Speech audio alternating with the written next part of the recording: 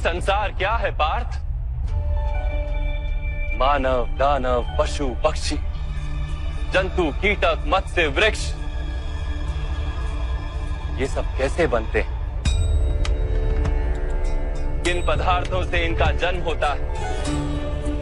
कैसे चलते हैं, कैसे जीते हैं? मृत्यु कैसे होती है इनकी?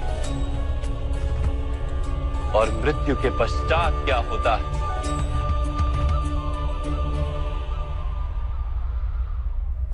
इस रहस्य का विचार करो। मनुष्य की देह मिट्टी से बनी है माधव। जल उसमें रक्त आदि बनकर प्रवाह करता है। अग्नि देह को तापमान देती है और देह में रिक्त स्थानों में आकाश प्रकट होता है। अर्थात धरती, वायु, जल, अग्नि और आकाश, इन पंच महाभूतों से ही शरीर का निर्माण हो। अर्थात महामहिम गुरु द्रोण पृथ्वी, जल, वायु, अग्नि और आकाश से अधिक कुछ भी नहीं।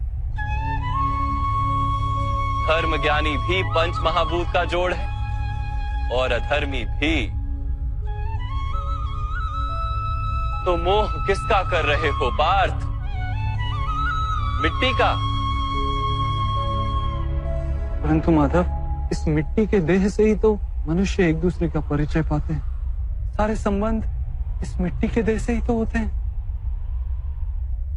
नहीं पार्थ, यदि ये सत्य होता तो मृत्यु के पश्चात देह को नष्ट क्यों किया जाता है? वास्तव में ना मनुष्य का परिचय उसकी देह से है और ना ही संबंधों का आधार उसकी देह से। मनुष्य का स्वभाव, उसके बर्ताव और उसके कार्य उसका परिचय। तमस, रजस और सत्व, ये तीन गुण क्या है माधव? तमस का अर्थ होता है अंधकार। बिना अच्छे बुरे का विचार किए जीवन व्यतीत करने को तामसिक व्यवहार कहा जाता है। जैसे पशु पक्षी जीते हैं केवल अपनी शारीरिक इच्छाओं को पूर्ण करने के लिए। सत्व का अर्थ होता है ज्ञान का प्रकाश। जब व्यक्ति प्रत्येक परिस्थिति में धर्म का, सत्य का और परंपराओं का विचार करके व्यवहार करता है, तब उसे सात्विक जीवन कहा जाता है। इन दोनों के मध्य में ऐसा व्यक्ति होता है जिसके पास ज्ञान तो है, पर शरीर और मन की इच्छाओं के साथ बंधा हुआ भी है। ऐसा मनुष्य रजस अर्थात अहंकार पूर्ण मनस्थिति के साथ जीता है। तमस, रजस तथा सत्व गुणों के अधिक या कम मात्रा के मेल से ही मनुष्य का स्वभाव बनता है।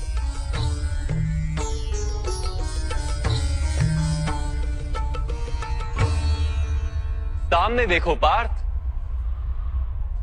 इन सब में तुम्हें कौन से गुण दिखाई देते हैं?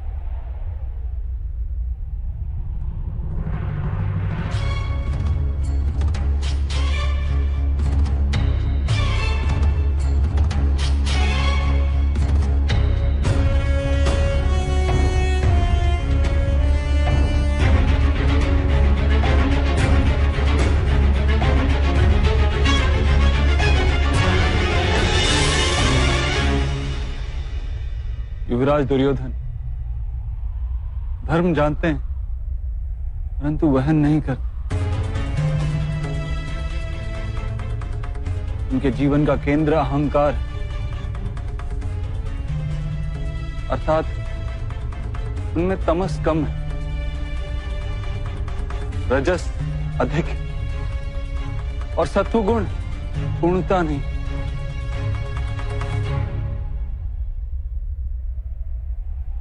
और इस ओर राजकुमार दुशासन इन्होंने सदैव अपने ज्येष्ठ भ्राता का आदेश माना, बिना विचार के। अर्थात इनमें केवल तमस। महामहिम को भी देखो पार्थ, सत्व के साथ तमस का मेल है। अहंकार नहीं, किंतु पुरातन धर्म, पुरानी परंपराओं और प्रण के साथ बंधे। आवश्यकता होने पर भी अपना प्रण नहीं तोड़ सकते।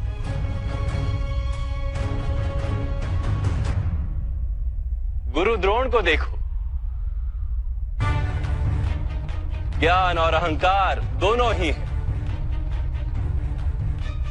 ज्ञान तो मनुष्य को मुक्ति दिलाता है, किंतु इनका अहंकार इन्हें मुक्त नहीं होने देता।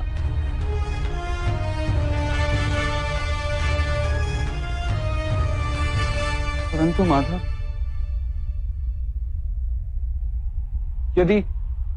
यदि मनुष्य का स्वभाव इन तीन गुणों का मेल है, तो फिर मनुष्य का व्यवहार पहले से ही निश्चित है। यही हिरण को खाएगा ही, और हिरण ही सब भयभीत ही होगा। तो फिर धर्म की प्रशंसा क्यों? अपराध का दंड क्यों? उसका क्या तात्पर्य है?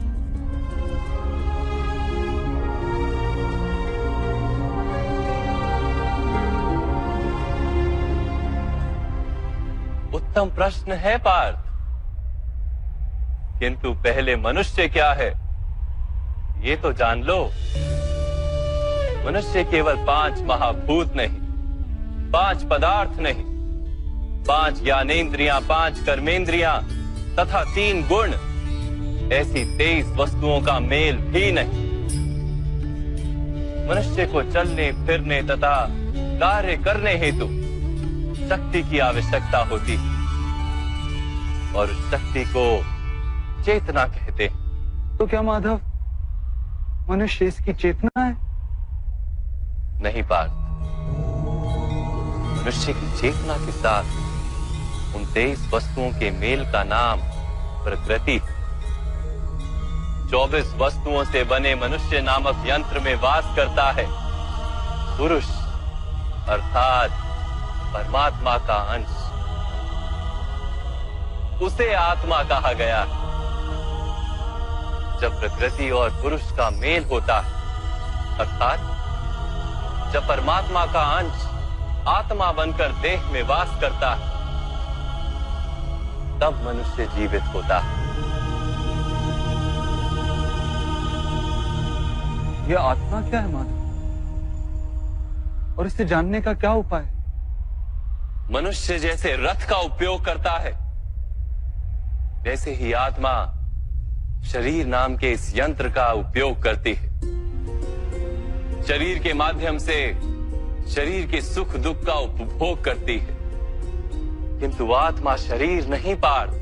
शरीर का नाश किया जा सकता है, किंतु आत्मा का नाश नहीं किया जा सकता। नैनं छिन्दन्ति शस्त्राणि नैनं दहति पावका, न चैनं क्लेदयन्त्यापो न शोष्यति मारुता। आत्मा ना शस्त्रों से छेदी जा सकती है और ना ही अग्नि से जलाई जा सकती है। न जल उसे निर्बल कर सकता है और ना ही पवन उसे सुखा सकती है। आत्मा शरीर में रहते हुए भी अमर है। न हन्यते हन्यमाने शरीरे। पार्थ, शरीर की हत्या की जा सकती है, किंतु आत्मा की हत्या नहीं की जा सकती। आत्मा तो सर्वव्यापी है, अचल है, स्थिर है, सनातन है। पुराना वस्त्र त्याग कर जैसे मनुष्य नया वस्त्र धारण करता है, वैसे ही आत्मा पुराना शरीर छोड़कर बार बार नया शरीर धारण करती है। परंतु माधव, मैं तो जगत का अनुभव अपने शरीर के माध्यम से ही करता हूं। स्वयं को देह न जानकर मैं आत्मा कैसे जान सकता हूं? स्वयं को आत्मा के रूप में जानना असंभव भी नहीं पात।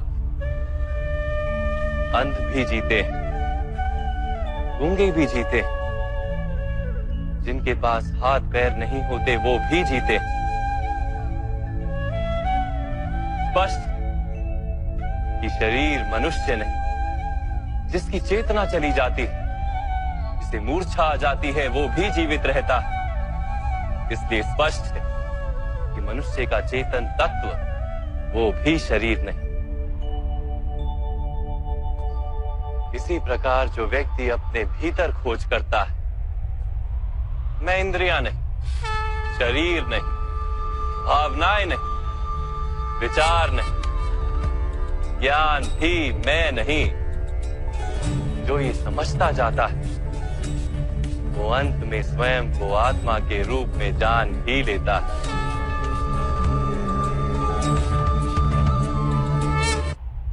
ये आत्मा का क्या कार्य है माधव?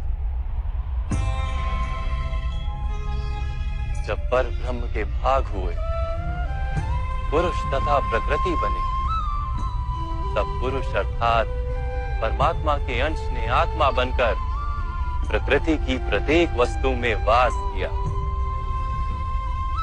उस आत्मा को मोह तथा अंधकार ने घेर लिया पार। उस मोह निद्रा से जागृत होकर स्वयं को परमात्मा का अंश जानना ही आत्मा का कर्तव्य, उद्देश्य और जीवन कार्य। परंतु माधव, यदि हर आत्मा परमात्मा का अंश है, तो क्या उन्नति और अवगति स्वयं परमात्मा कर रहे? जिस प्रकार कीचड़ में पड़ा रत्न चमकता नहीं, वैसे ही प्रकृति के 24 पदार्थों से घिरी आत्मा को विस्मरण हो जाता है कि वो परमात्मा का अंश है। अधिकतर आत्माएं अपनी देह को ही सब कुछ मानती हैं, स्वयं देह से भिन्न है ये जान ही नहीं पाती। शरीर को जो सुख, दुख, स्वाद, गंध आदि का अनुभव होता है, उसे अपना अनुभव मान लेती और बदलाव का प्रयास ही नहीं करती।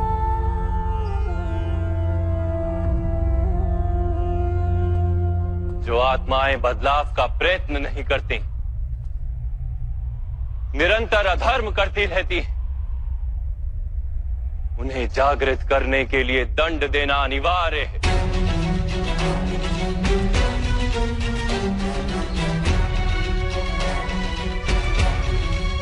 तुम भी ये जान लो पार्थ कि तुम शरीर नहीं, केवल एक आत्मा। इस रणभूमि में दिखाई देने वाला प्रत्येक योद्धा वो नहीं जो तुम उन्हें मानते हो। कुछ समय के लिए इन सब ने शरीर में वास किया, इनके शरीर मरेंगे, किंतु ये सब अमर, वो पुनः नया शरीर धारण करेंगे। जब तक स्वयं को शुद्धात्मा के रूप में जान नहीं लेंगे, जब तक अधर्म का त्याग करके धर्म में दृढ़ नहीं होंगे, तब तक ये जन्म लेते और मरते रहेंगे। यही ब्रह्म विद्या का प्रथम